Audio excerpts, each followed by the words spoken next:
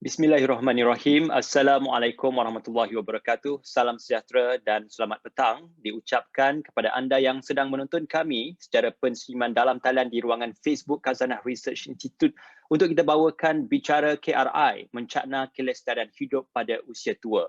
Juga selamat datang diucapkan kepada para peserta kami yang menyertai di ruangan Zoom ataupun aplikasi Zoom. Sudah pastinya ini satu ruangan yang cukup menarik. Pada petang ini kita bawakan gagasan dan juga penerusan korelasi daripada laporan yang dibentangkan oleh Khazanah Research Institute, iaitu Building Resilience Towards Inclusive Social Protection in Malaysia. Jadi sebenarnya untuk pada petang ini kita memberikan gambaran bagaimana isu, analisis dan juga cabaran serta penambahbaikan terhadap isu ketidakcukupan simpanan pada hari tua, khususnya perlindungan keselamatan sosial dilihat sebagai satu isu yang cukup penting untuk sama-sama kita ungkai dan juga kita rungkai supaya mendapat penyelesaian secara bersama.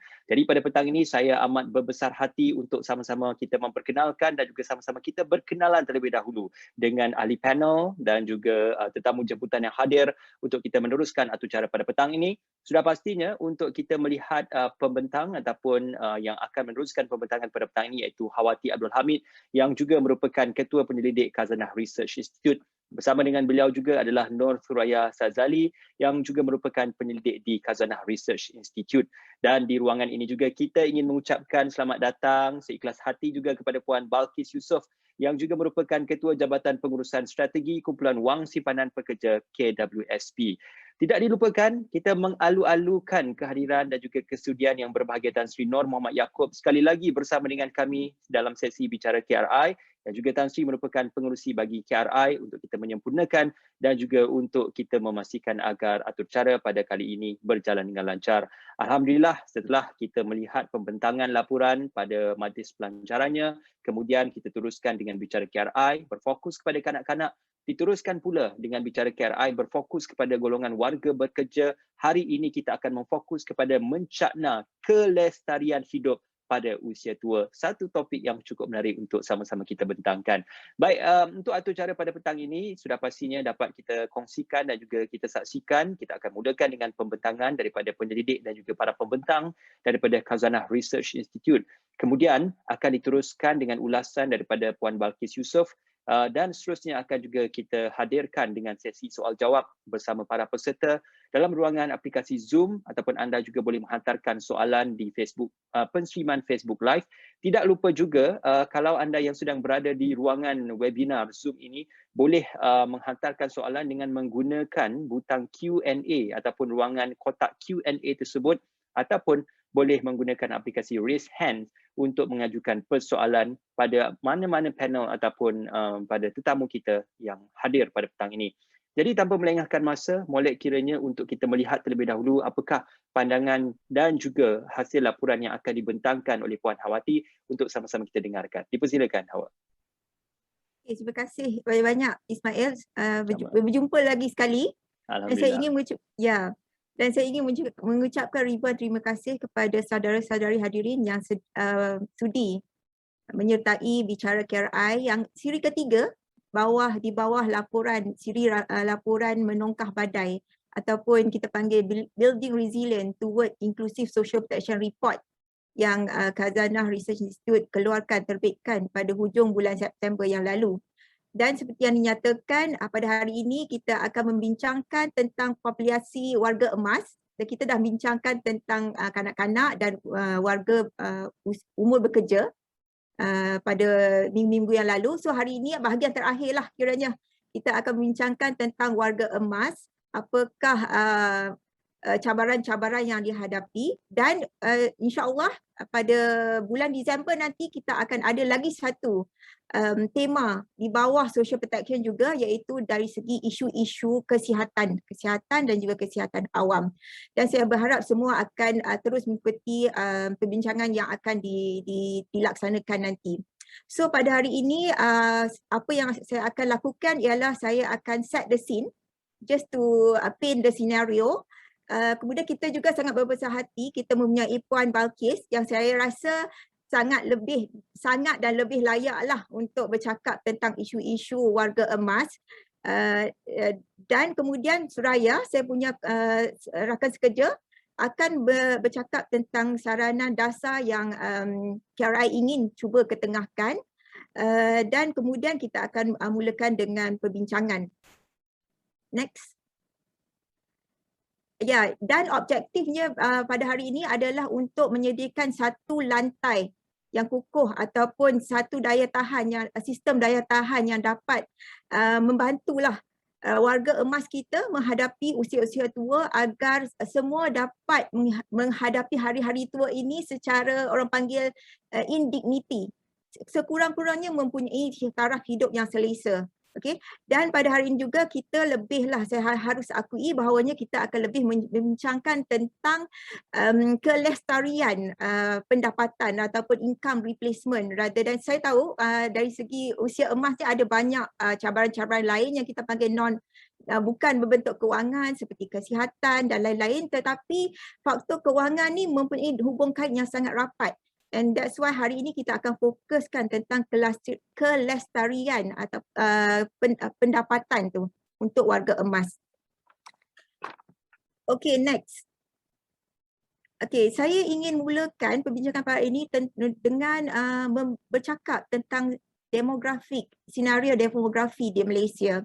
Kita tahu bahawasanya rakyat Malaysia sekarang dari segi jangka hayat kita bolehlah dikatakan living longer. Kalau dahulu dalam tahun 1970 kita punya jangka hayat berada pada tahap 69 tahun dan sekarang dia telah mencapai umur lebih kurang 77 tahun dan dijangkakan by 2060 jangka hayat ini akan meningkat lagi kepada 80 tahun. Ini adalah satu pencapaian yang sangat-sangat baik. Cumanya dia akan datang juga dengan beberapa cabaran lah. Contohnya we are living longer tapi not necessarily healthier, dan kita tahu semasa usia tua ni ada banyak jugalah risiko-risiko lain yang dihadapi oleh warga tua. Dan keduanya Malaysia juga menghadapi rapid demographic change, iaitu kita sekarang ni sudah pun memasuki fasa yang dipanggil sebagai masyarakat menua, di mana 77% daripada warga kita adalah warga emas, dan perkara ini akan pantas bertukar menjadi warga masyarakat tua pada tahun 2045, dan kemudian kita akan menjadi super aging ataupun sangat tua pada tahun 2060, di mana didefinisikan 22% penduduk kita akan dirangkumi oleh warga emas. And then kita juga tahu fertility rate di kalangan wanita juga sudah menurun daripada about 5 orang untuk wanita yang aktif untuk melahirkan pada tahun 1970, ini telah turun kepada hanya 2 pada tahun 2020. Dan apa yang maknanya di sini adalah kita akan menghadapi kurang dan semakin kurang warga ataupun generasi muda yang dapat menyokong warga emas kita yang semakin membesar. Just imagine, katakanlah hari ini ada seorang belia 20 tahun, berusia 20 tahun, start bekerja. By the time dia retire dalam masa 40 tahun, in 2060, dia akan mengalami fenomena di mana Malaysia bertransisi daripada aging to age nation to super aging, di mana lebih ramai warga emas dalam kalangan masyarakat Malaysia. And then kalau dulu kita boleh expect 5 anak akan menjaga support 2 orang ibu bapa, sekarang ini kita punya saiz rumah telah menurun kepada 2. Ini terpaksa dikongsi. Tanggungjawab ini terpaksa dikongsi oleh anak 2 orang, terpaksa menjaga 2 orang ibu bapa dan ditambah juga dengan anak sendiri. So generasi ini adalah generasi yang berada di tengah sandwich, dan pastilah dengan banyak peningkatan cost of living, hutang isi rumah, ini akan memberi banyak cabaran dari segi simpanan di usia tua nanti. Next.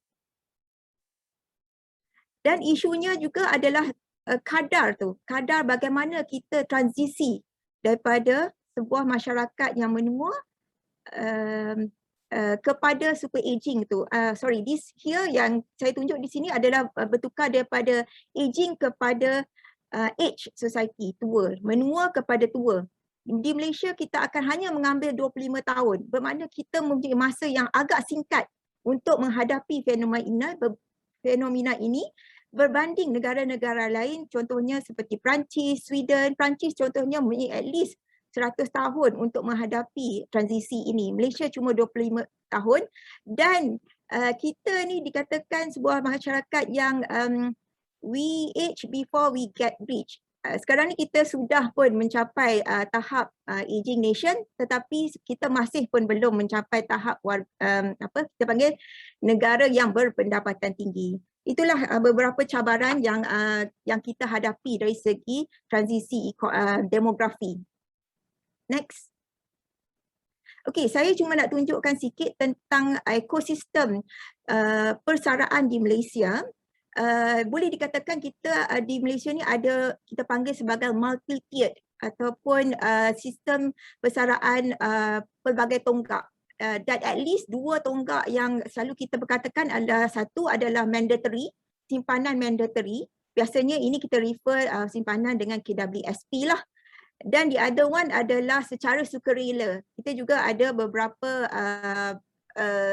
syarikat swasta yang menawarkan skim-skim persaraan swasta yang boleh disertai oleh masyarakat Malaysia secara sukarela. Cuma isunya di sini adalah dari segi liputan. Dari segi perkiraan kita, about 60% masyarakat di Malaysia warga bekerja tidak menyertai KWSP, satu cabaran, dan kedua adalah dari segi kecukupan simpanan itu sendiri.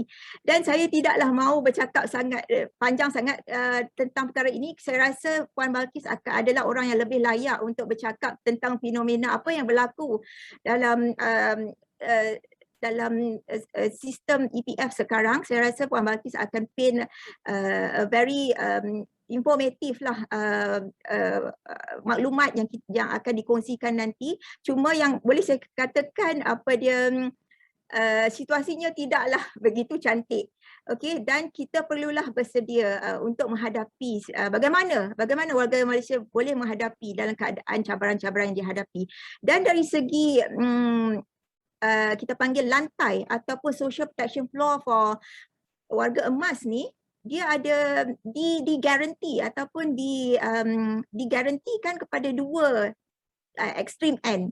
Satu adalah untuk maknanya yang ni tak perlu individual effort lah, digaranti oleh kerajaan melalui pembiayaan hasil cukai. Itu satu kumpulan adalah yang paling hujung tu, sebelah kiri saya tu adalah warga emas yang kita anggap sebagai kumpulan sasar yang kita dan adalah kriteria yang diletakkan oleh Jabatan Kebajikan Masyarakat, usually adalah diperuntukkan untuk warga emas yang tua, sakit dan tidak berupaya. Ini adalah golongan yang diberi bantuan. Tapi cuma liputannya sangatlah sedikit, cuma about 4% daripada warga emas kita menerima bantuan ini dengan peruntukan lebih kurang 300 juta setahun. Dan the other extreme end is untuk pesara-pesara kerajaan kita lah, yang government membiayai secara, kerajaan membiayai secara dengan menggunakan hasil cukai. Dan pada tahun 2017 contohnya kita mempunyai lebih kurang 500 juta pesara awam dan ini melibatkan kos sebanyak 28 juta. Cuma yang di tengah tu yang kita katakan tadi, golongan di tengah yang tercicir yang langsung tidak mempunyai KWSP ataupun yang mempunyai KWSP tapi tidak mempunyai kecukupan, dan perkara ini telah COVID-19 ni telah dengan pengeluaran, skim-skim pengeluaran untuk COVID ni telah magnify lah masalah kecukupan ini. Next. Okay, so sikit lagi saya cuma nak cakap dari segi beberapa lah saranan yang dalam saya rasa EPF memang telah banyak kali menyuarakanlah isu-isu ketidakcukupan ini, dan ada di luar sana beberapa saranan lah bagaimana kita boleh cuba untuk meningkatkan tahap kecukupan ini yang diperbincangkan di kalangan masyarakat awam dan juga pembuat dasar. Contohnya di sini saranan pertama yang saya ingin nyatakan di sini adalah dari segi meningkatkan progresiviti caruman. Apa yang maksudnya di sini adalah kita meningkatkan peratus sumbangan daripada majikan tu kepada pekerja-pekerja yang mempunyai pendapatan yang lebih rendah. Contohnya untuk mereka yang bergaji 5,000 dinaikkan kepada 13% kepada 15%. Saranan kedua adalah dari segi memperkenalkan dividen progresif.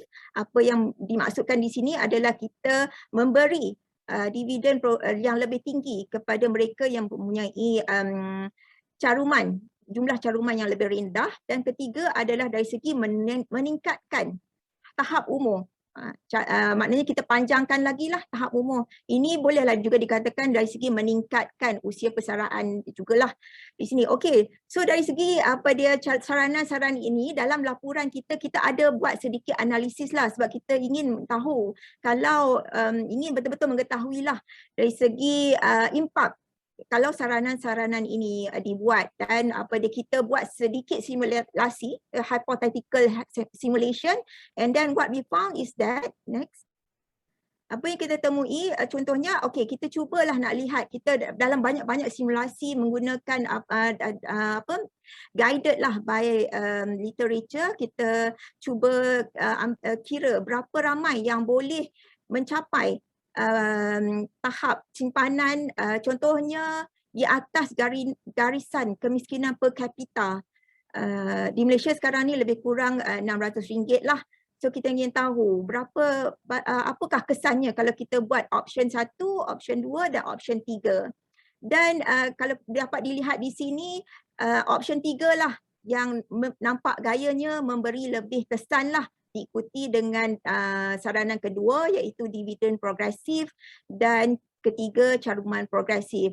Kalau kita tengok dari segi kita naikkan usia persaraan tu mungkin about 82% daripada pencarum-pencarum KWSP boleh mencapai tahap di atas garisan kemiskinan per kapita.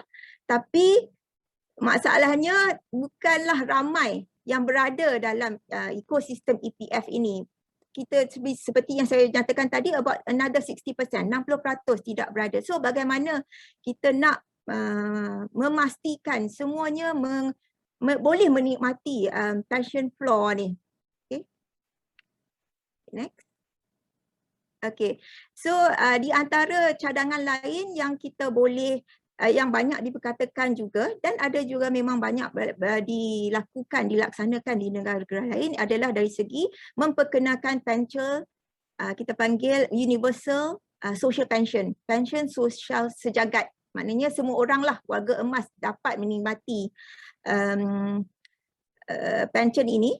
Pension ini tadi saya kata dah ada, ciri-cirinya tu dah ada, skimnya tu dah ada di bawah bantuan warga emas dan juga penjawat awam punya pension, cuma dia bukan lagi sejagat lah, dia agak bersasar. Dan memang kalau ikutnya saranan ini, memang ini adalah cara yang terbaik untuk memastikan tiada jurang liputan dari segi meletakkan perlindungan kepada warga emas. Dan saya cuma ingin tekankan di sini, kita mungkin ingat social pension ni banyak dilaksanakan oleh negara-negara berpendapatan tinggi, tapi sebenarnya kebanyakan social pension ni dilaksanakan di negara-negara yang di luar European countries yang kita rasa sangat hebat dia punya welfare system tu. Contohnya di sini boleh nampak di sini negara-negara yang melaksanakan pension sosial sejagat. Tapi dia ada tapi di sini, next. Kos lah, dari segi kos. Okay, dari segi kos tu sangat-sangat memerlukan pelaporan yang sangat-sangat tinggi. Contohnya dari segi setakat sekarang untuk bantuan warga emas kita membelanjakan sebanyak lebih kurang 500 juta untuk skim warga emas. Kalau kita nak buat universal social pension ni, dia cost tu akan meningkat kepada about 24 bilion, drastically akan naik. Okay. Dan kalau kita tengok apa dia sekarang ni pun, pension penjawat awam, dia cost dia about 27,000. Itu pun kita dah memberi agak tekanan yang sangat besar untuk pendapatan ataupun perbelanjaan negara, apatah lagi kalau kita ingin cuba melakukan untuk semua masyarakat di Malaysia.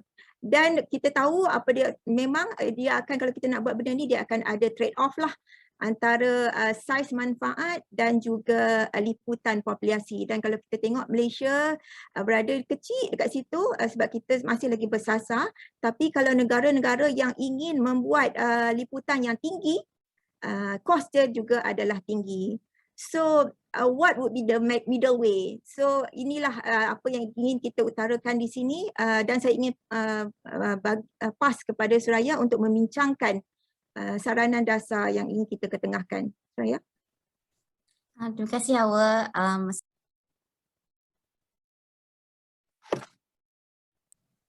Saya minta maaf, tadi saya mute. Salam sejahtera dan terima kasih semua kerana menyertai Bicara KRI pada petang ini. Jadi saya menyambut pembentangan daripada Hawa. Jadi kita mahukan pension sosial ataupun social pension ini sebab dia dapat menjamin pendapatan asas semasa usia tua. Kita dah tahu daripada analisa ataupun dapatan-dapatan kajian lain, badan kita mempunyai had. Jadi semakin kita berumur, kebarangkalian kita untuk bekerja sentiasa itu semakin berkurangan. Jadi bukan semua boleh dan akan bekerja semasa usia mereka lanjut, dan terlampau banyak sangat faktor yang akan mempengaruhilah kebolehan kita bekerja. Oleh kerana itu, dan Hawati has set the scene, cakap macam dengan the demographic shift, dengan cara kita membesarkan anak sedikit-sedikit jadi tak mampu untuk menjaga kita, mereka juga mempunyai masalah mereka sendiri. Jadi perlu ada macam satu pemikiran bagaimana kita untuk memastikan apabila kita di usia tua, kita semua akan tua, bukan sahaja warga emas. Sekarang macam mana kita untuk pastikan yang kita mampu untuk simpan secukupnya dan mampu untuk memenuhi keperluan asas lah. Jadi macam Hawa cakap tadi, pension sosial memang terbaik, memang paling ideal, tetapi jika masalah kos ataupun isu kos ini masih menjadi satu cabaran, apa jalan lain yang kita ada. Jadi dalam laporan kami terokai cara-cara lain. Cara itu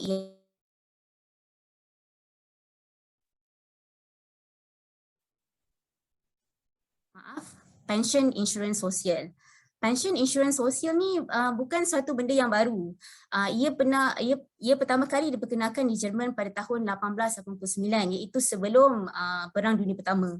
Dan sekarang mungkin ramai tak sedar yang insurans sosial setakat ini merupakan bentuk perlindungan sosial yang paling umum lah untuk melindung risiko-risiko terutamanya bagi golongan yang bekerja, sebab golongan bekerja selalunya yang paling besar lah. Seperti gambar map dunia sebelah kanan saya, kebanyakan negara mempunyai insurans sosial ini. Tapi perlu saya tegaskan, insurans sosial ini tidak seperti insurans swasta ataupun persendirian yang kita ada. Insurans sosial ini perlu dilaksanakan oleh agensi awam dengan mandat yang rasmi, dan mandat ini selalunya dilindungi oleh undang-undang berkanun. Penyertaan juga selalunya wajib, dan penekanan kepada hak sosial, dan bukan lagi macam duit saya, duit awak, ni duit kita bersamalah. Dan saya ulang tadi, didorong oleh sektor awam. Jadi macam mana kita nak, apa itu kan insurans sosial? Jadi saya nak bagi satu contoh yang paling dekat dengan Malaysia. Kita ada insurans sosial dengan skim-skim di bawah Pertubuhan Keselamatan Sosial. Tapi perlindungan yang diberikan buat masa ini ialah kalau kita ada risiko untuk hilang kerja, kalau kita ada risiko untuk tercedera, ataupun hilang risiko apabila kita hilang upaya untuk bekerja. Kita dilindungi bersama-sama mencarum sebagai satu sosial, satu masyarakat bersama-sama mencarum untuk dana ini. Jika mana-mana ahli yang menghadapi risiko itu, kita bantu. Tapi kita tak ada skim ini untuk usia tua, walaupun tiada siapa yang boleh escape aging. Jadi itu konteks historical lah. Okey, jadi macam dalam laporan kami cuba mengkonsepsikan apa itu pension insurance sosial. Kita cuba bagi dia satu example yang lebih konkret lah. Jadi bagaimana ia akan bentuk manfaatnya, bagaimana ia dibiayai. Jadi soalan-soalan ini kita jawab melalui annuity hayat. Annuity hayat ni sebagai titik permulaan lah. Annuity hayat ni sebenarnya memastikan kalau kita ada annuity hayat, dia sebagai pencen. Dia akan buat pembayaran berkala. Jadi kalau saya katakan saya ada annuity hayat, bila saya mencecah satu umur, saya akan mendapat pendapatan sepanjang hayat. Sebab tu nama dia annuity hayat lah. Jadi the idea is kita sama-sama, every one of us, kita chip in sikit, kita kumpul dana bersama untuk menghadapi risiko yang bersama. Sebab sekarang ni risiko usia tua adalah risiko individu. Kita nak tukar itu menjadi risiko ramai-ramai. Kita sama-sama bahu beban ini bersama-sama lah. Jadi kami consult, kami rujuk ahli aktuari ataupun orang yang pakar lah dalam perkiraan ini. Macam mana, apakah kos dia dan apa yang kita akan dapat.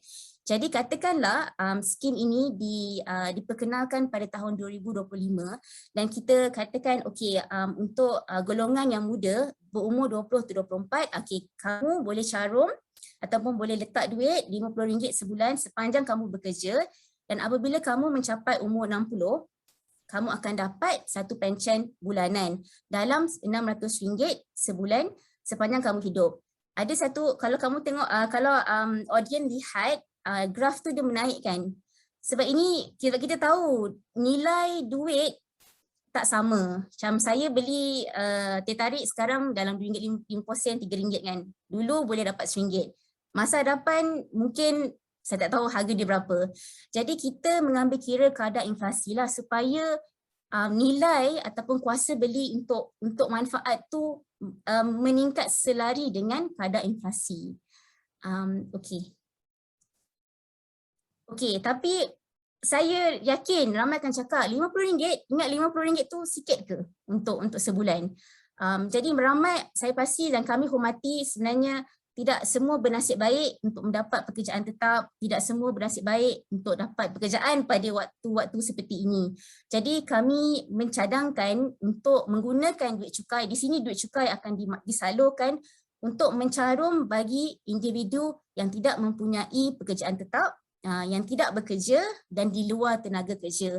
Because the idea is, I don't think that anybody dalam audience pun yang boleh jamin saya ada kerja sepanjang hayat saya. Saya ada kerja dengan majikan yang jelas.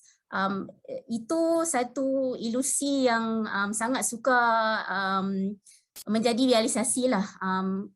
Ada masa kita akan tiba-tiba slash our pendapatan, ada masa mungkin kita akan hilang pekerjaan, dan ada masa mungkin kita perlu keluar daripada tenaga kerja, tenaga buruh untuk menjaga ibu bapa kita ataupun anak-anak kita.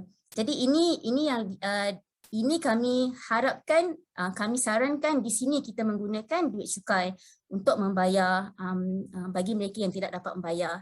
Tapi bagi pekerja yang lebih bernasib baik, mempunyai majikan yang jelas, bekerja dalam pekerjaan tetap, kami sedar kita tak nak tambah kos tambahan. Jadi satu cadangan ialah membuat pengeluaran automatik daripada skim KWSP yang sedia ada. Itu boleh disalurkan ke dalam social insurance pensions ataupun dalam bahasa Melayu dia pension insurance social. Okey, jadi sebenarnya saranan dasar ini cuba mengimbangi kelestarian ataupun kemapanan ataupun sustainability of the scheme, dan juga suasana nanti kita di usia tua, dan juga keadilan sosial ataupun social justice lah.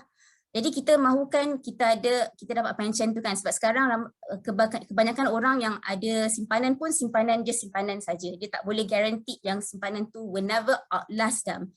Sometimes sekejap je, 7-5 tahun dah habis semua kan. Tapi kita mahukan macam manakah cara kita pastikan semua orang selagi dia hidup dia ada pendapatan itu. Tapi Pak, untuk memastikan skim ni mampu memberikan manfaat yang dijanjikan, faedah akan terhentilah apabila saya mati contohnya, dan saya tak boleh mewarisilah pension ini kepada anak-anak lah. Dan ini saya rasa justifiable ataupun boleh dijustifikasikan sebab kita ada skim lain yang boleh menampung waris ataupun tanggungan. Dan again saya tadi ada kongsi yang pension atau faedah tidak malah lah ataupun tidak statik. Tak ada macam 600 tahun ni, 600 tahun dalam 20 tahun mungkin tak bernilai begitu banyak. Dari segi keadilan sosial, kita saran kenapa ada keadilan sosial ialah macam ni. Satu kadar untuk dua-dua jantina. Walaupun kita tahu sebagai wanita saya mempunyai risiko yang lebih tinggi untuk hidup lebih lama, dan saya juga perempuan selalunya kebanyakannya mempunyai simpanan yang lebih rendah, terutama dalam persaraan, because kami keluar untuk jaga anak dan sebagainya. Okey, tadi saya ada juga cakap kalau untuk orang yang tidak mempunyai pendapatan tetap, di sini kami mencadangkan caruman mereka dibiayai cukai. Jadi ada elemen solidariti dan pengagihan semula lah dalam skim yang dicadangkan. Okey, jadi persoalan yang kami nak jawab, kalau kami cadangkan ini, apakah perbezaan kos dengan contohnya pension sosial sejagat ataupun universal social pensions? Ada besar tak gap dia? Jadi bila kami bandingkan, katakan kita bayar pension sosial sejagat dengan manfaat yang lebih kurang sama, RM600 lah kan, untuk pastikan orang tua tu warga emas, saya minta maaf, warga emas berada di atas garis kemiskinan per kapita, maksudnya cukup-cukup makan lah. Bila kita bandingkan, saranan kami iaitu garisan warna jingga dan juga warna grey, dengan kalau kita bagi sekarang, dia punya gap is quite big. So of course yang ni semua preliminary punya analysis, tapi bagi kami ini satu indication ataupun indikatif yang mungkin pension insurance sosial ini boleh menjadi jalan the middle way, jalan tengah lah untuk menyelesaikan kerumitan yang kita hadapi pada waktu ini. Okay, tapi macam awak cakap, mesti ada trade off. There's no such thing as like a silver bullet. Tak ada satu solusi yang boleh menyelesaikan semua masalah lah. Jadi kami sedar kalau kita bagi pension sosial sejagat, dia akan dapat liputan serta-merta. Semua orang akan masuk. Tapi kalau kita gunakan jalan ini, memang akan mengambil masa lah untuk memastikan semua penduduk dalam usia bekerja masuk dalam skim ini. Sebab the fund will need time to grow. Dia tak boleh terus-terus saja. Sebab kalau kita terus-terus, kemungkinan besar fund tu tak mapan ataupun tak lestari untuk keep up with the expenditure punya, ataupun untuk memberikan manfaat yang dijanjikan. Okey, dan akhir sekali, kami sedar ciri dan parameter skim yang kami baru sikit kongsikan dan juga kami huraikan dalam laporan boleh dan perlu diperhalusi lagi dengan data yang lebih lengkap, dengan data yang lebih terkini, dan juga ciri-ciri ini perlu mendapat input daripada sesi konsultasi dengan pemegang taruh. Nombor dua, kami yakin kerajaan perlu menjadi penjamin kepada dana ini. Ini adalah satu praktis yang biasa, even dalam sektor swasta pun, yang untuk memastikan ada kelestarian dana dan juga meyakinkanlah pihak ataupun penduduk awam yang skim ini boleh dipercayai. Nombor tiga, seperti praktis, best practice pension insurance socials mesti melalui penilaian aktuari bebas yang berkala. Maksudnya ada pihak ketiga yang tiada interest akan tengok, okey, bolehkah kadar caruman ini menampung perbelanjaan manfaat jika berdasarkan situasi Malaysia. Dan nombor 4, kami sedar dan kami perlu tegaskanlah, kami sedar ini again it's not a quick fix, dia tak menyelesaikan masalah sekarang, warga emas sekarang ataupun yang golongan yang akan menjadi warga emas sekarang. Jadi kami juga mensarankan agar liputan bantuan warga emas ditingkatkan ataupun lebih ramai rakyat Malaysia yang boleh dapat menerima bantuan warga emas sebagai langkah sementara lah, sementara dana pension sosial ini dibina.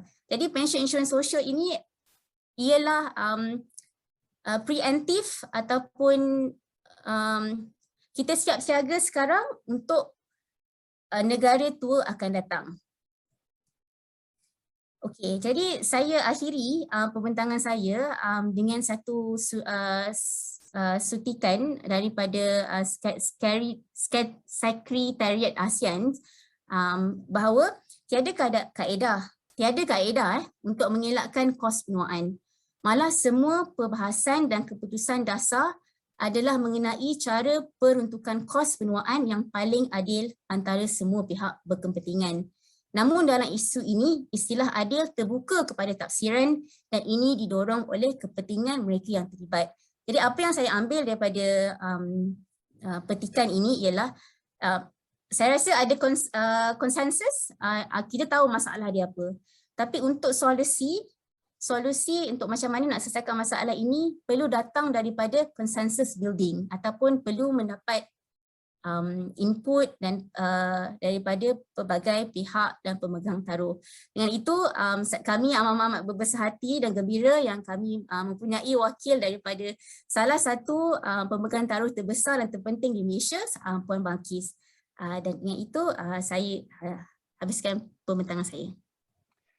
Baik, satu pembentangan yang konklusif dan amat baik untuk kita mulakan pada petang ini. Terima kasih kepada Suraya, terima kasih kepada Hawa.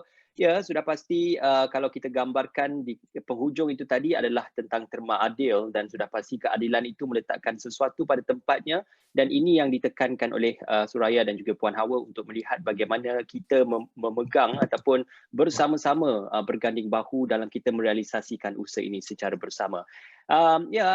Rancak saya kira untuk pembentangan pada petang ini apabila kita sudah pun mendapatkan persoalan di ruangan Q&A daripada sahabat-sahabat kita, namun boleh untuk saya sekali lagi peringatkan supaya kita bersama-sama ataupun anda yang nak menghantarkan soalan letakkan nama dan juga dari institusi mana untuk mudah bagi urusan kita bagi memberikan sedikit penghargaan kepada pihak anda khususnya untuk kita menyebut nama dan juga institusi anda semasa kita sedang bersiaran secara langsung.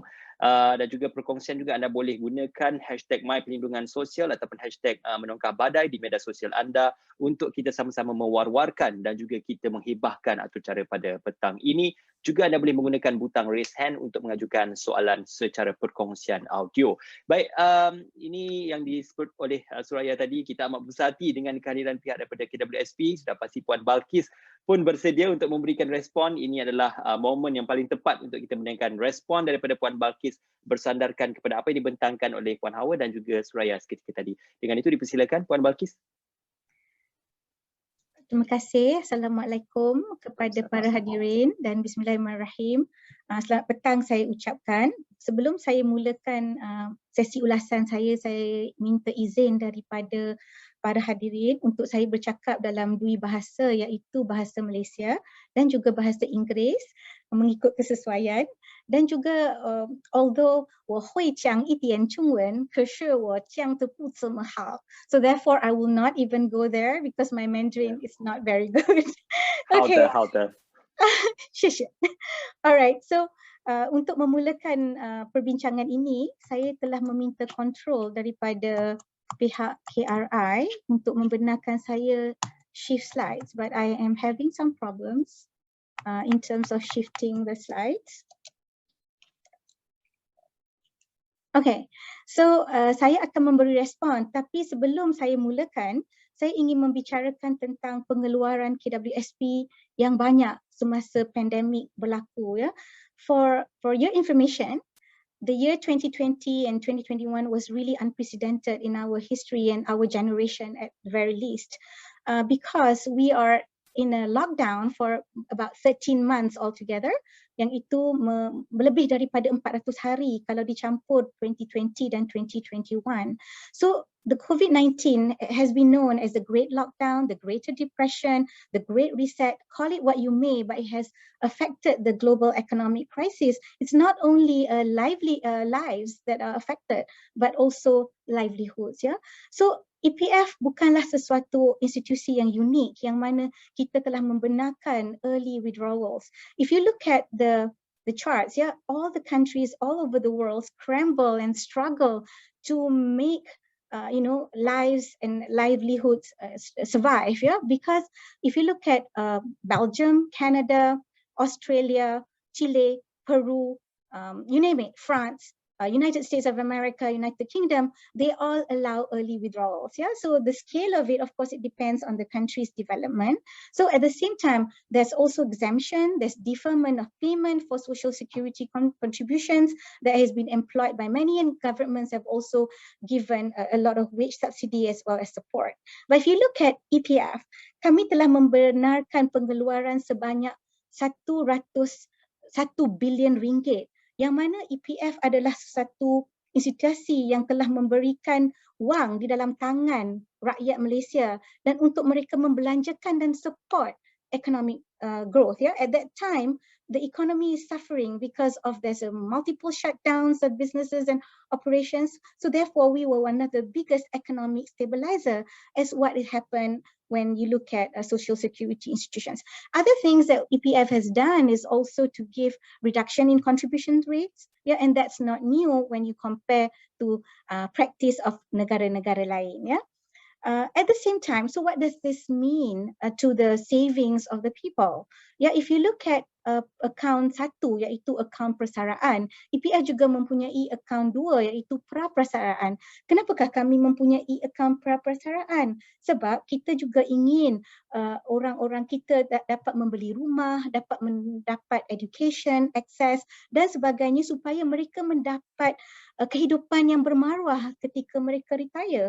Sebab dengan education, orang dapat hidup dengan lebih lama dalam kadar 5 hingga 17 tahun lebih lama dengan adanya education.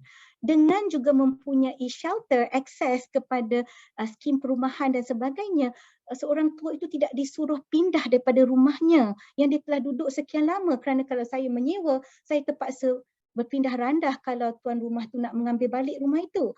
At the same time, when you have a house, it can also act as a retirement income through products like reverse mortgage. Ya. Tetapi apakah telah terjadi kepada early withdrawals yang kita telah membenarkan? Ya? So ramai daripada members atau ahli KWSP mengalami itu situasi yang mana mereka mempunyai simpanan yang lebih rendah. Sebelum situasi pandemik, 4.7 juta ahli KWSP mempunyai kurang daripada RM10,000 di dalam akaun 1 dan juga akaun 2. Selepas kita membenarkan iSinar dan juga iCitra, kerana ini adalah akaun-akaun yang membenarkan pengeluaran daripada akaun 1, iLestari tidak mengimpact sangat ya akaun persaraan sebab kita mengira simpanan asas melalui akaun 1 sahaja. Jadi lebih daripada 48% ahli atau 1 daripada 2 ahli akan mengalami situasi yang mana simpanan mereka akan menjadi pada tahap yang sangat rendah. Kalau mereka lihat daripada segi orang yang mempunyai hampir sifar adalah 3.6 juta, iaitu ramai ya yang tidak mempunyai simpanan pada hari tua. Tetapi EPF bukanlah tidak akan membuat apa-apa daripada situasi ini. Ini adalah kerana setiap simpanan that is unprecedented during this times of pandemic, we are going to recoup that back once the economic recovery is in place. So apa-apa pengeluaran daripada akaun 1 akan di-recover nanti setelah orang itu mula bekerja dan akaunnya akan di-allocate kepada akaun 1 ya.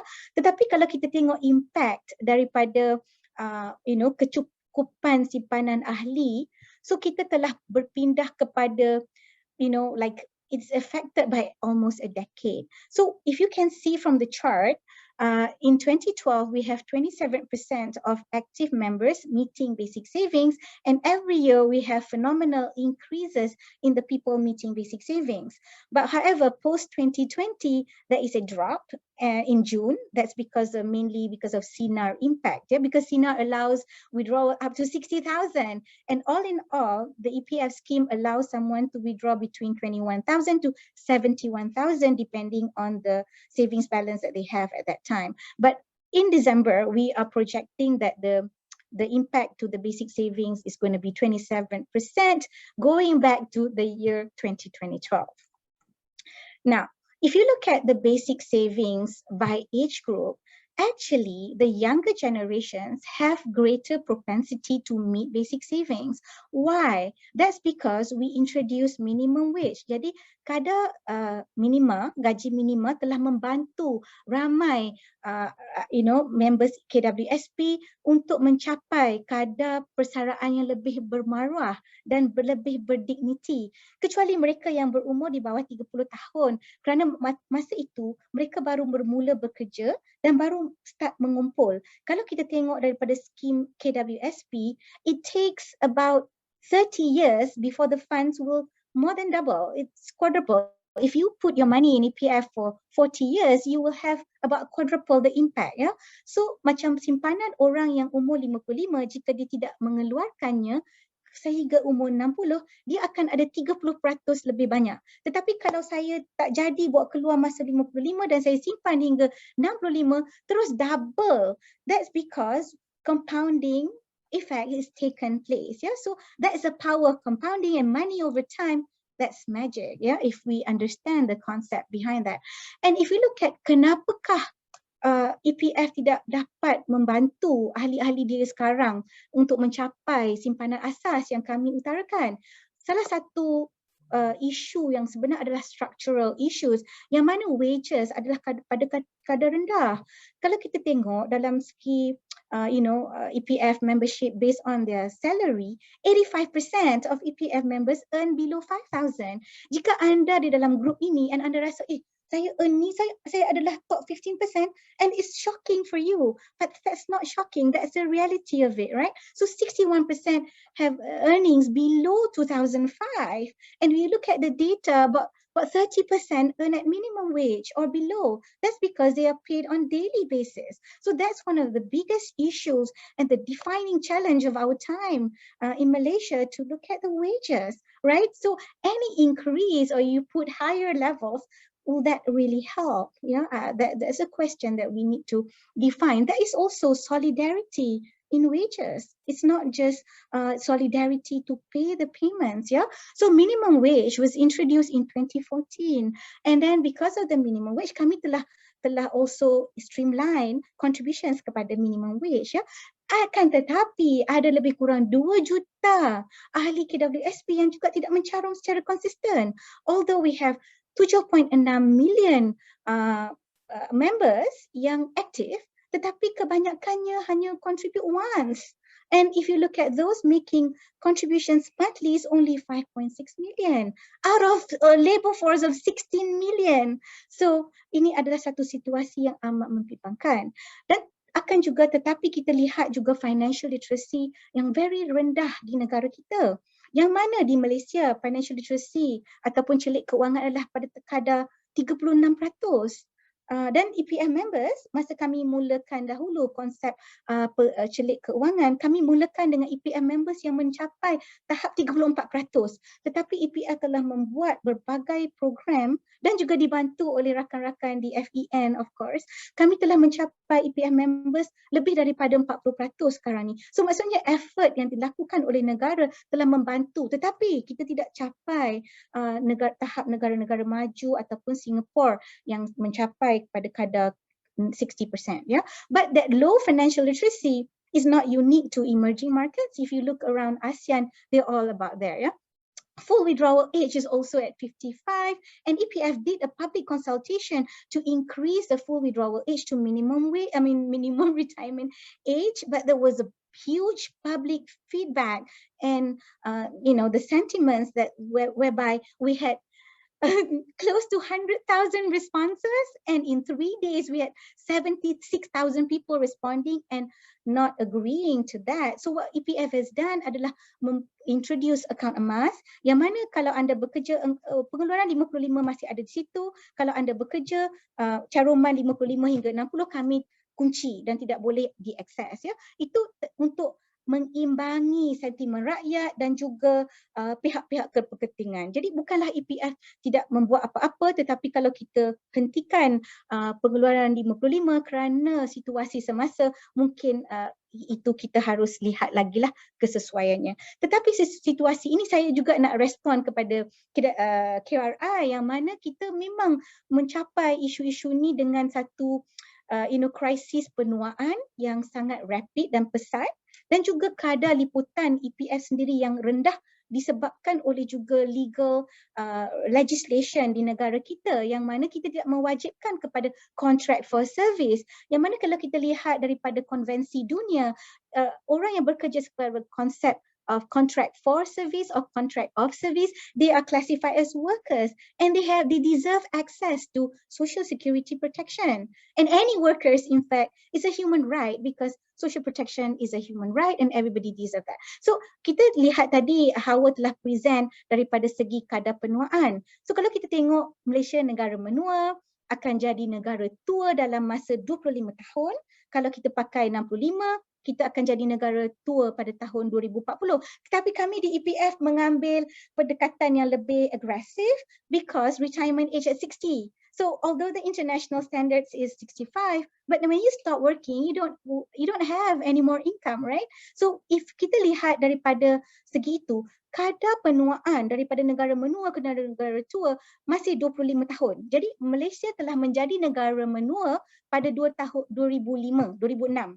Tahun 2030 kita akan menjadi negara tua, yang mana kita ada 14% macam Hawa cakap tadi, dan kita akan rapidly become a super aged nation in 12 years. Yeah?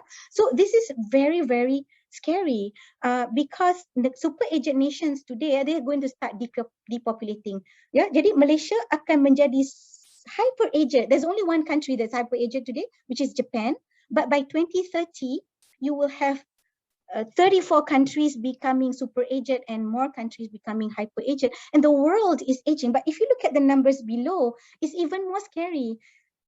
Kumpulan yang boleh bekerja ataupun dewasa tidak naik. By 2060, mereka masih 23 million, sekarang 21 million. Tapi kita tengok, warga tua 16%. Tapi bila tahun 2060, dia ada setiap orang tua ada 2 orang saja yang dewasa.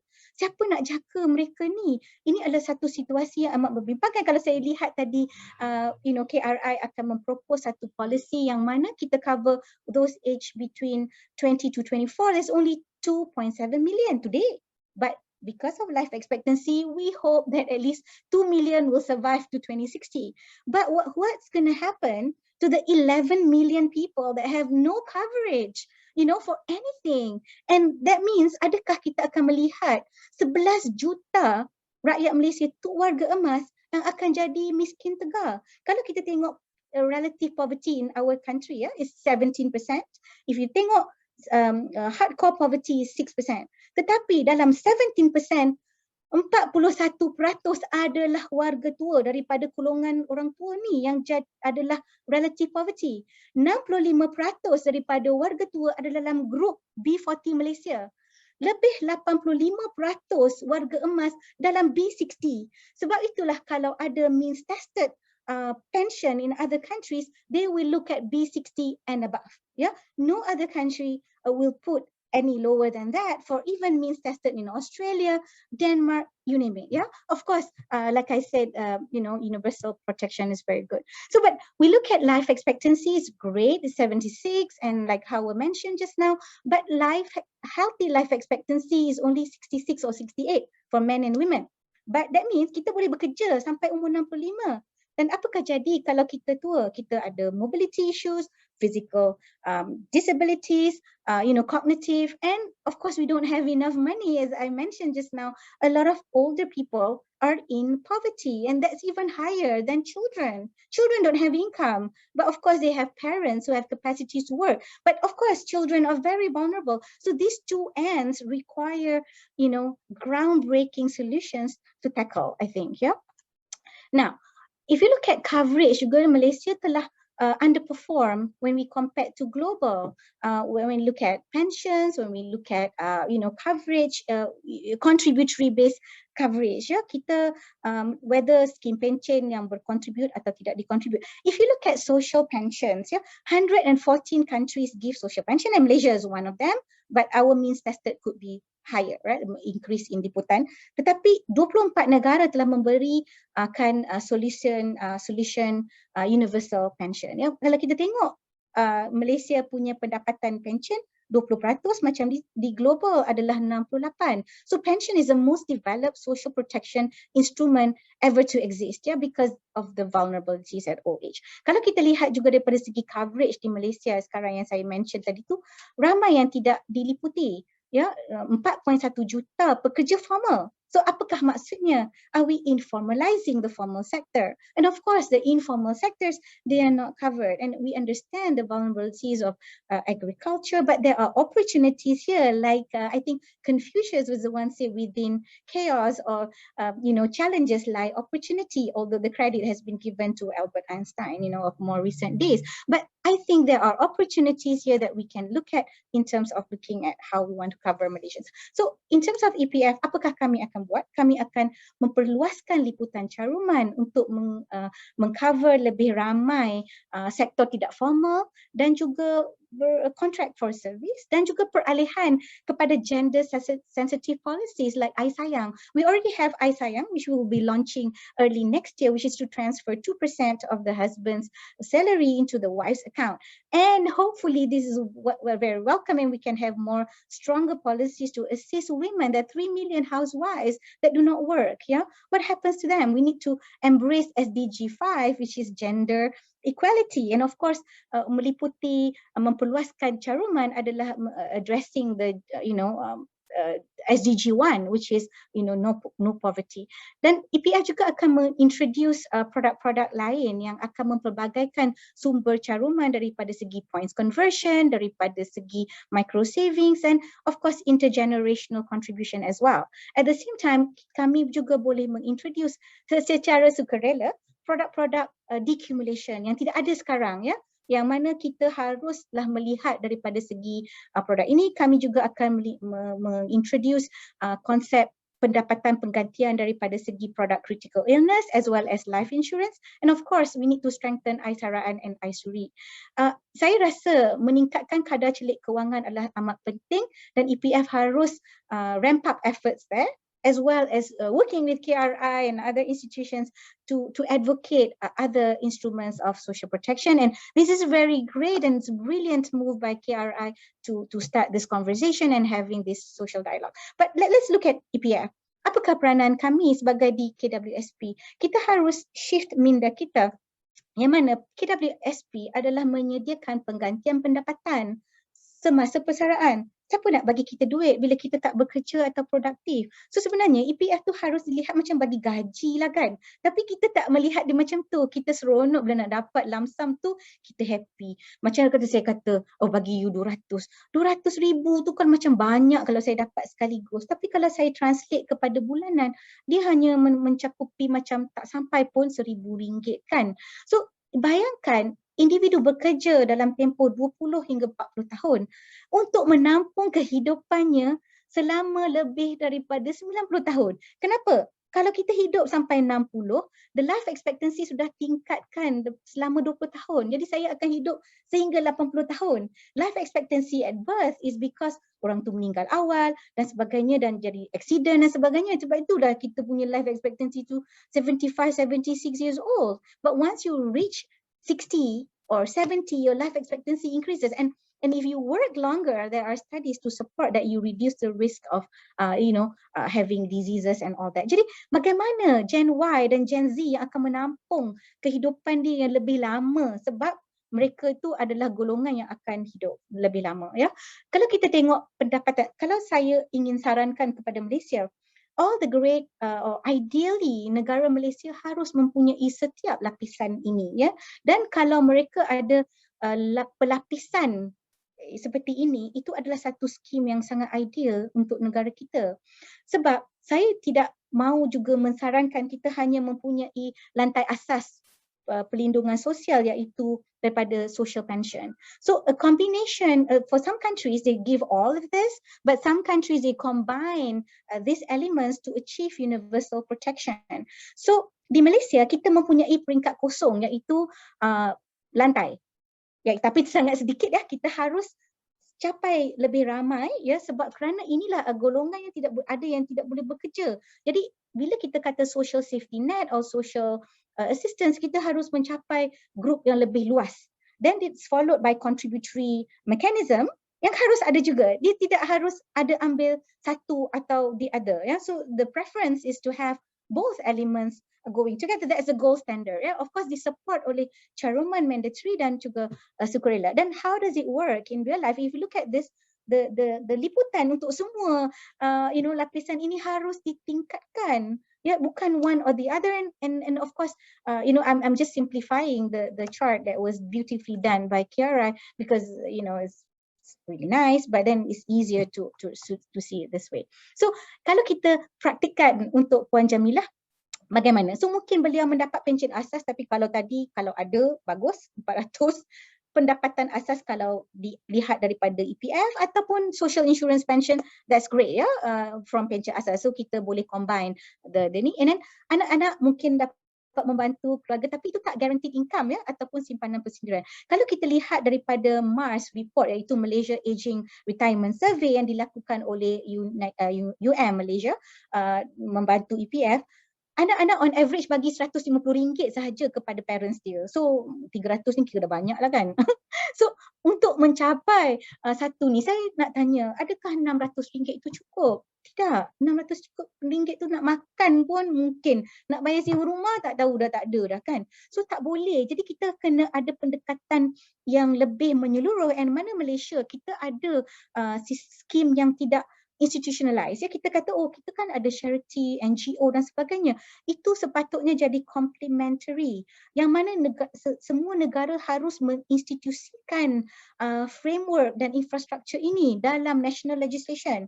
Kita ada announcement dalam national budget dan sebagainya, tapi kita tidak mempunyai national legislation to look at family benefits dan sebagainya, ya, dan juga termasuk pencen asas ataupun universal coverage for children or elderly. So untuk kita respon memperdalamkan caruman progresif, saya rasa cadangan yang baik, tetapi perlu dilakukan secara konsultasi untuk pihak berkepentingan, yang mana 85% daripada kita punya dalam EPF lah, ya, SME adalah SME dan melibatkan 6 juta. Tapi di Malaysia of course 99% adalah SME, ya, tetapi kita juga mempunyai jurang daripada segi coverage companies, ya, di Malaysia, sebab kalau ikut SSM ada 660,000 syarikat yang berdaftar, tak termasuk lagi dengan bisnes ni, tetapi kita hanya ada 500 lebih ribu, ya, so kita mempunyai jurang di situ. Dan memperkenalkan dividen progresif, it's a great concept. Kami boleh mengkaji polisi ini yang sekarang dalam kajian, tetapi execution can be looked at multiple lens, looking at the different stakeholder needs and of course and demands, ya. So adakah itu cara satu saja? There are many ways to skin a cat, ya. So bukanlah satu untuk melihatkan progresif dividend ni, ada banyak cara yang untuk nudge behaviors juga. Mungkinkah by account type, untuk menyimpan lebih dalam akaun persaraan dan sebagainya, dan of course kita akan melihat daripada segi menyeluruh dan memanjangkan tempoh caruman sampai 65 tahun. Buat masa ini polisi di KWSP ada liability to contribute until 75 as long as you're working. So there's no issue if there's increase in retirement age to 65, and like I mentioned, if you don't withdraw at 55 to 65, you double the amount that you have. So isn't that great? Yeah. So dan ini akan juga dilihat juga daripada segi linking life expectancy kepada any increase in retirement. Because when Malaysia did the block retirement, I think it has caused some, some systemic issues that we need to look at. So looking at that experience, so sekarang ni life expectancy telah naik 1 tahun. So adakah kita naik 1 tahun yang mana kita biarkan jurang life expectancy dengan persaraan minimum itu ada 15 tahun. Jadi kita akan ikut itu. Jadi it will not cause shock or disruptions to the system. Jadi yang saya bagi tahu tadi, I think Suraya also mentioned beautifully just now. So the combination effect of just looking at the 2010 to 24, that's great because that's the cohort. But over time, I feel that the actuary should look at also the cohorts that will be coming in, because they will form the 20 million. So what happens to these people, this 20 to 24? By 2060, they are 60 years old. So there's 11 million people that we need to look at, at that time. But then there'll be new cohorts entering. It's not just this 4 or 5 years people that we are looking at the calculation. So therefore, you need to take into account 20 million people.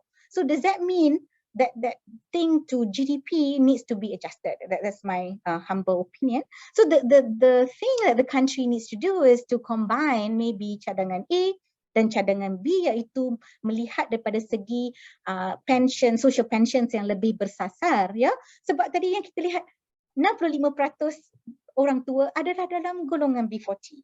So even if we help all the B40, there's 60% of them, 65%. So kita harus melihat mereka ini kerana ni akan jadi social issues kepada kita semua, macam Korea adalah mempunyai suicide rates among elderly that is highest in the world because they are living in poverty. Poverty kills you. But before I end, because I'm EPF, I have to say this.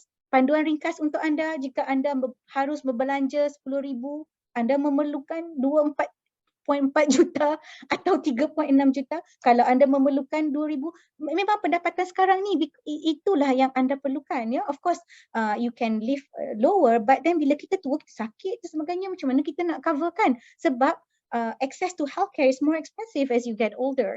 So, dan juga kalau kita lihat daripada apa yang kita ke arah 1 juta. So you tengok kalau orang muda, dia start sekarang 690,000 Suraya, you start now. You can get to 1 million in EPF because of the dividend that we're giving. But a 50 years old requires 6,000. So even if we allow the withdrawals at 50 and you say they have time to build back, it's really tough. So the younger generation has a better propensity to meet the basic savings of EPF, but I hope that we understand the bigger picture and all the issues that negara kita telah mengalaminya. Oleh itu saya akhiri slide saya harap saya telah memberi ulasan untuk kita bersama-sama berfikir untuk membantu negara kita, termasuk juga membantu EPF dan sebagainya untuk memberikan retirement yang lebih berdignity lah, because retirement concept is actually 19th century construct. Before that, people don't retire because people live up to 35, the life expectancy in the Middle Ages. But of course, there are people who live longer, but then they don't live beyond that. All right, thank you everyone. Terima kasih Puan Balkis, thank you so much. Sia-sia Puan Balkis. Itu satu penjelasan yang amat konklusif daripada pihak KWSP dan juga daripada pihak Puan Balkis sendiri. Sudah pastinya kita memfokuskan kepada apakah persoalan tentang cukup ataupun tidak simpanan untuk meniti hari tua dan bagaimana faktor-faktor sekeliling seperti kadar inflasi, kenaikan harga barang dan juga kepanjangan ataupun the duration of the longevity of the age itu memberikan impak kepada kita menilai bagaimanakah simpanan itu mencukupi. Jadi untuk tanpa melengahkan masa, kita akan terus saja kepada sesi soal jawab dan kali ini juga akan turut disertai oleh Puan Balkis, disertai oleh Hawa dan juga Suraya, juga yang berbahagia Tan Sri Nur untuk memberikan jawapan kepada persoalan anda. Kita nak mulakan dahulu. Daripada tadi memang rancak soalan-soalan ni. Kami amat gembira, saya juga amat gembira dengan partisipasi anda dalam merencana dan juga mengajukan soalan. Banyak soalan diajukan tetapi ada saudara kita yang bernama Ting Chai mengajukan soalan yang mungkin boleh saya rumuskan. Ini akan dijawab oleh Hawa, iaitu persoalan yang pertama. Ada beberapa persoalan saya rumuskan sekali. Jika caruman 24% sebulan tidak mencukupi untuk persaraan, apakah skim pension insurans akan menjamin kelestarian keuangan dalam persaraan? Kenapa dibandingkan dengan universal basic pension apabila masih terdapat pelbagai alternatif dan penambahbaikan yang boleh dikaji dan dipertimbangkan? Social pension can be targeted, itu yang dikatakan oleh Puan Balkis tadi. And the problem of data timeliness should be addressed through a household registry system and not start another scheme with the same coverage and the sustainability problem. Juga soalan daripada Tincai saya rumus dan saya sekalikan untuk dijawab terus, iaitu berkenaan tentang other assistance received by all the group like from JKM, zakat and so on. Jadi apakah perkara ini juga turut dipertimbangkan dalam menilai satu sistem pension sosial yang baik untuk dicadangkan? Puan Hawa. Okay, terima kasih Tincai. Saya sangat berbesar hati melihat semua jawab soalan yang dikemukakan. Ya, saya rasa ini satu perkara yang sangat positif. Saya rasa macam kita kata tadi, kita agree on the solution, we agree, we can disagree on the solution, but that is the best way lah. We want to find the best way to address one problem that we have agreed. Okay, so dari segi dari segi soalan tadi tu, targeted social pension apa semua tu, saya rasa saya ingin bawa anjakan paradigma lah yang ingin kita cuba ketengahkan dalam laporan kita tu. Yang pertamanya, kita ingin menegakkan gagasan universal social pension ataupun inclusive, okay, actually inclusive social protection. What it means is that kita nak move away daripada this narrow poverty targeting, sebab kita tahu bila kita apply this mean testing, benda ni dia bukanlah sesuatu benda yang sangat-sangat objektif. Bila kita nak, even kita nak meletakkan pendapatan garis kemiskinan tu, walaupun kita kata benda ni objektif, basic food, non food apa semua tu, tapi sebenarnya masih lagi ada beberapa keputusan yang perlu dicapai untuk menetapkan PGK tu. Itu satu. Dan keduanya, bila dah ditetapkan pun, bagaimana pula kita nak buat sasaran tu? Sasaran tu kadang-kadang melibatkan banyak kos-kos admin lah. Okay, dan daripada situ juga, satu, kita nak move this daripada charity ataupun narrow target poverty targeting to entitlement ataupun right base. Kita nak at least as a country, satu masyarakat Malaysia agree on what are the core risks yang dihadapi semua rakyat Malaysia. Cuma contohnya kita agree, katakanlah kita agree old age is a core risk that faced by everyone. So as a country, we need to have this solidarity to help each other in terms of installing this basic lantai untuk semua orang supaya dia tidak jatuh. And yang keduanya, yang kedua point yang ingin saya katakan, dari segi kitaran hidup kita ini menjadi semakin volatile. Kita tidak lagi boleh macam Suraya kata tadi, saja satu ilusi lifetime employment. People can move in and out daripada poverty sebab sakit. COVID have shown that sakit, hilang kerja dan sebagainya. That's why kita kena bina satu sistem yang bersiap siaga terus, supaya siapa-siapa saja yang ada dalam sistem tu terus dapat dicapai bila mereka hit with that core risk yang kita dah agree on. Itulah sebab rasanya saya rasa kita ingin move daripada this narrow poverty targeting, mean testing yang kadang-kadang sukar untuk ditetapkan siapa yang kena, siapa tak dapat, and can be very sometimes can be very stigmatizing. To at least everyone should have some right as a citizen to get some basic floor to maintain, and that's why kita share this risk and pool the resources together to embrace this. And if you know the way social protection system in Malaysia is designed, is that kita ada at least dua pillar lah. Satu, social assistance yang being taken by government guna tax fund, and kebanyakannya adalah bersasar. Dan another one is social insurance, and dua-dua ni mempunyai masalah. Satu dari segi pembiayaan untuk social insurance, dan yang social social assistance, social pension pula dari segi coverage tidak dapat. Dan that's why kita rasa patut ada satu anjakan pemikiran lah supaya 3 tonggak, individu, majikan dan juga kerajaan berada dalam satu platform yang sama untuk manage this risk together untuk setiap individu. Okay, and that's why saya rasa tadi apa dia pertanyaan tentang zakat, that's why kita kena ada satu unified social protection registry untuk setiap individu. Dan kalau ada ikuti kita punya perbincangan, kita merasakan universal basic universal child benefit adalah satu policy yang boleh membantu bagaimana kita boleh mencapai this unified social registry itulah. Okay, maybe saya dah cakap terlalu panjang Ismail, sorry. Tak apa, satu penjelasan yang baik juga, terima kasih kepada Hawa. Okey, nak terus pada Tan Sri. Tan Sri, ini ada soalan yang mungkin kalau Tan Sri berminat untuk menjawabnya tentang daripada Diana Tati Azman. Question on uncovered or non-protected warga emas. Would it be a good idea for the government to consider fund for the healthcare of our warga emas that should be contributed by employers and employees? Example, SOCSO for old age individuals that will be translated in EPF also.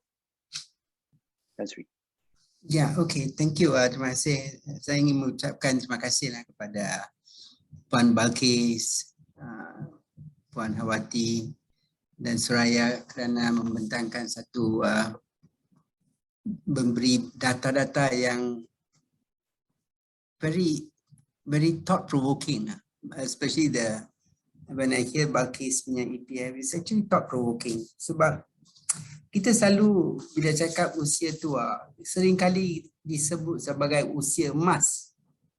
Usia tua itu usia emas. Tapi bila kita dengar presentation dengan data-data seperti yang disebut tadi, nampaknya usia tua itu lebih mirip kepada masa yang suram, yang tidak menyenangkan. So we need to do something, and I think basically, of course, we have different solutions and all need to come together. And I agree with Puan Balkis that there's no one solution. And it's not either or, it's not binary. A lot of things need to be done to get us through these challenges ahead, especially we become older nation. And as we look at the various measures, I think Puan Balkis got it when she identified the grey rhino. And we always talk about black swan, white swan. But the grey rhino is the one that we miss. Just to explain what is the grey rhino. The rhino is normally black or white. People say, the rhino, this is a black rhino, this is a white rhino. But actually, the rhino is actually grey. There's no black rhino, there's no white rhino. The rhino is grey, but nobody says that. Is there, nobody says that. So what is the grey rhino in Malaysia? In this context, ada juga grey rhino dalam bidang-bidang lain. Tapi dalam bidang yang kita bincangkan hari ini, apa dia itu? Grey rhino. Actually, salary. Somehow over there, as Puan Balkis said, while we are doing so many things, that one thing that we really have to focus on, which is the mother of all other solutions, is to ensure that we earn good salaries. But over the decades, somehow our salaries, it is not really suppressed intentionally by anyone. Of course, certainly not the government. The government is so pro-people. But our salaries have not kept up. We are not earning a living wage, and the figures that Puan Balkis quoted, and how many people earn less than 2,500, less than 3,000, how many people earn just a minimum wage 1,200 from 2014. When we started, minimum wage 2014 is only 1,000, but after some years it's up 1,200, but it's not enough. So one of the areas that we all have to work is to as the government as a whole, the civil society as a whole, is to ensure that we earn living wage. I think we can do it. Malaysia boleh. We put our hearts and mind to it. We can earn a living wage, and therefore resolve the issue of the grey rhino. What is a living wage? Of course, there are various answers depending on where you live. But just to quote one figure to give an idea is that for a family of 4, Bank Negara study 2 years ago said it's roughly 6,500. It could be more or less, but that is a ballpark figure. So we need to do that, and while we are doing that, we have other solutions. PF has this group of solutions. KRI has this universal childcare benefit, which we think will help, and also a universal pension at the end of your life. But that can go on in addition to that 240,000 that according to EPF's calculation is needed to get at least 1,000 for 20 years as you live longer. And I think this thing that Puan Balkis brought out is seldom brought out about this mortality rate. We always assume the mortality rate is what they say in the statistics department: 75 for men, 75 for men, 77 for women, and roughly. But actually, if you pass a certain age, that doesn't apply. You actually live longer. If you pass 60, you may live up to 90, probably, or up to 80 something. So when you put these type of calculations into our database and realize that we don't have the children to support us, because you need 2.1 a child per family to remain as you are, and as you get less than that, you get 2, your population goes down, the older people, the proportion of older people go up. We are basically going to face great challenges. So it is great that today we have come together, EPF and KRI, to think of various solutions. Of course, we cannot boil the ocean in one session. We have to think, but the whole idea is that we are in it together, and we want to find others also and everybody else to think of various solutions and put them together. But one solution that comes out of here, to me, although it's not the topic of discussion, is that grey rhino. Our salaries are too low, and we just have to resolve that. Thank you. Thank you yang berbagi Tan Sri, terima kasih banyak. Ya, seterusnya kepada Puan Balkis juga ada persoalan yang diajukan berkenaan tentang EPF coverage and how EPF plans to looking at withdrawal payment method. Jadi ini juga turut dikongsikan oleh Tin Chai yang bertanyakan tentang EPF coverage and balance savings are actually increasing at historical rates, but the real problem remains unaddressed. So how does EPF change its payout method? So mungkin boleh dijawab oleh Puan Balkis. Silakan Puan. Thank you Ismail and also Tin Chai for the question. Basically, the coverage issues, we are now looking at it in a bigger picture. Kami akan berusaha dengan lebih gigihlah untuk mencapai kadar liputan yang lebih baik, ya, dan mungkin dengan cara mempromosikan aisaraan produk yang telah mempunyai bantuan kerajaan 15% daripada caruman individu tersendiri tertakluk kepada capping of 250 per year. So kalau kita lihat daripada segi itu, EPF memberikan kadar dividen 5 atau 6%, kerajaan membantu 15%, macam dia dapat return 21%. Tetapi kita tidak melihatkan daripada segi itu, mungkin kadar promosi daripada EPF sendiri yang agak rendah dan kami harus tingkatkan, ya. Saya mengaku hal itu, dan kami dengan CEO yang ada sekarang, kita akan memperketatkan lagi dan memperkasakan lagi liputan, dan juga untuk melihat daripada structured drawdown yang kami akan memperkenalkan insya-Allah daripada segi policy. Tetapi untuk member-member mungkin yang baru macam yang KRI suggest, ya, certain age, that it's difficult to do people already in the system, kan.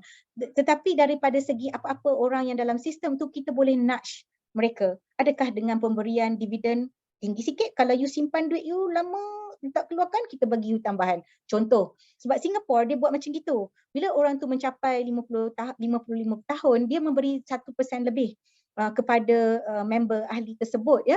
Jadi tetapi walaupun dia memang tak membenarkan apa-apa pengeluaran, ya, selepas 55 tu tadi, tapi mereka encourage sebab dia faham umur tu dah dekat untuk bersara dan dia akan convert kepada life annuity after they change they turn 65. Jadi dia mempunyai pelbagai kadar dividen akaun persaraan ada dividen lain, akaun special account ada dividen lain, dan juga bila you dah tua ada kadar dividen yang lebih lain.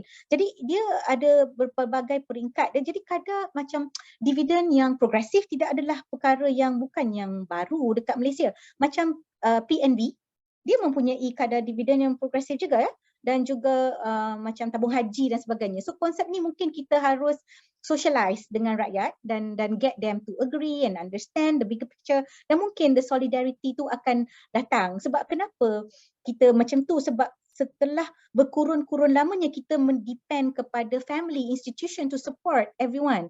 Jadi kita tidak ada meminda we mentality sangat-sangat sebab kita ada keluarga kita nak support. Tetapi the social fabric is changing. Family values are disintegrating because the marriage institution by 2040 they will say is going to disintegrate.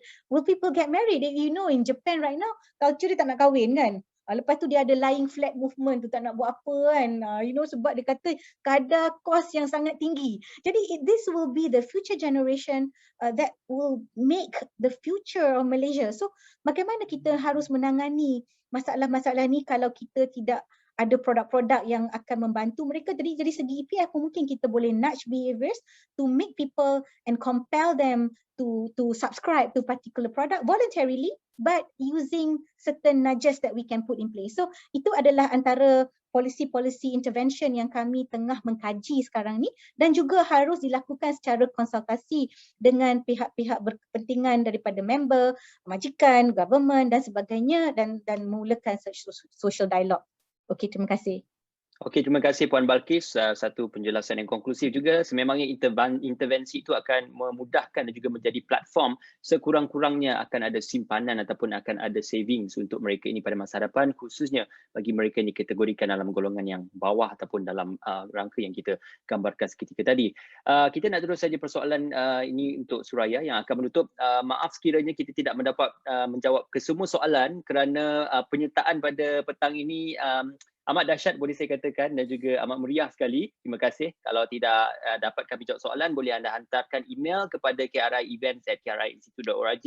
Terus saja kepada Suraya, dua soalan kita ambil daripada Diana. Yang pertama tentang the increasing of consumer price index, then also the inflation rate, which makes saving for retirement more difficult. So what is recommended minimum monthly living wage for single individual in urban cities?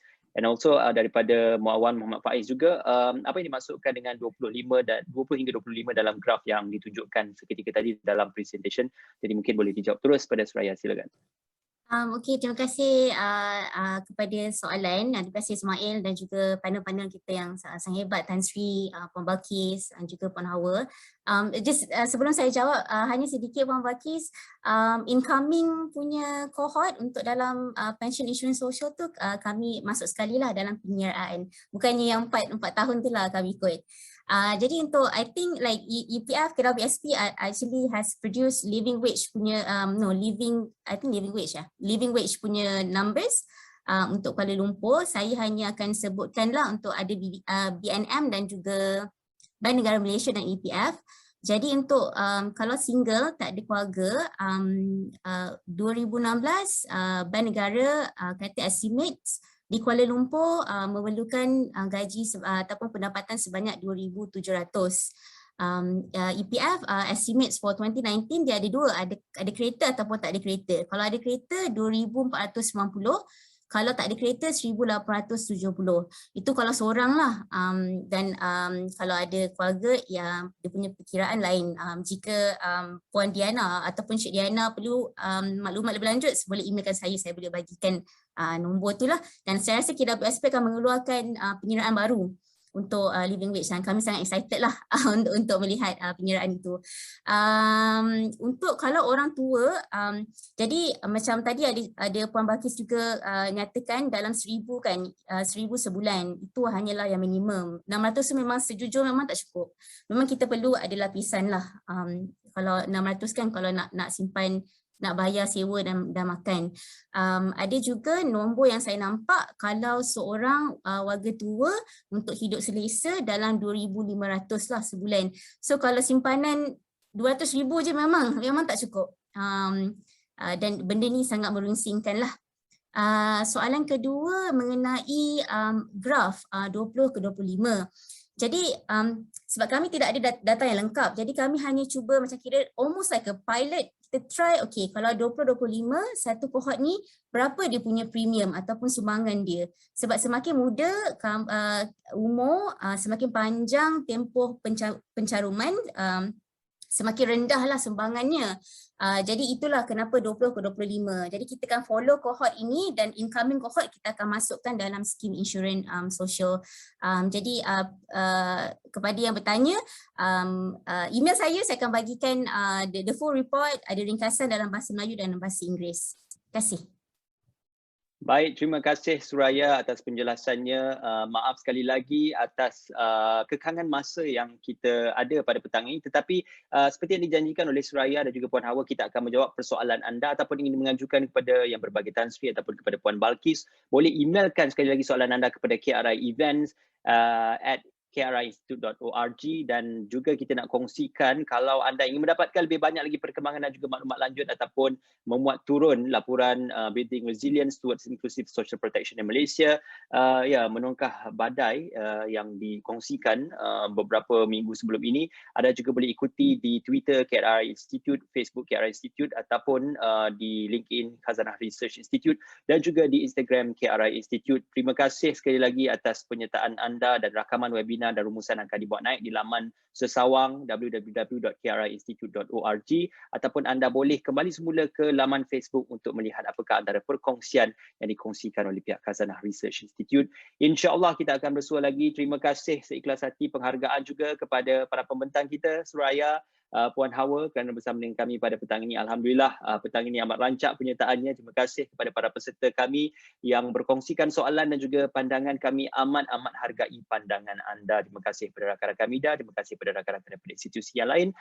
Terima kasih juga kepada yang berbahagia Puan Balkis mewakili KWSP. Terima kasih kepada pihak KWSP sudi berkongsikan pembentangan dan juga laporan pada petang ini, dan juga tidak dilupakan terima kasih kepada yang berbahagia Tan Sri Nur Muhammad Yaakob atas kesudian bersama kami dalam Bicara KRI untuk kita bercerita lebih lanjut tentang golongan warga emas, khususnya untuk kita menyediakan satu perlindungan sosial ataupun pencen sosial yang menyeluruh bagi mereka. Dengan itu, kami memohon maaf sekiranya ada ketelanjuran ataupun ada kesalahan. Sebarang kita menganjurkan Bicara KRI ini, apa yang baik datangnya daripada Allah Subhanahu Wa Taala dan juga apa yang kurang datangnya daripada kita manusiawi. InsyaAllah kita akan berjumpa lagi. Terima kasih kepada semuanya. Dengan itu, saya tinggalkan anda dengan Assalamualaikum dan selamat petang.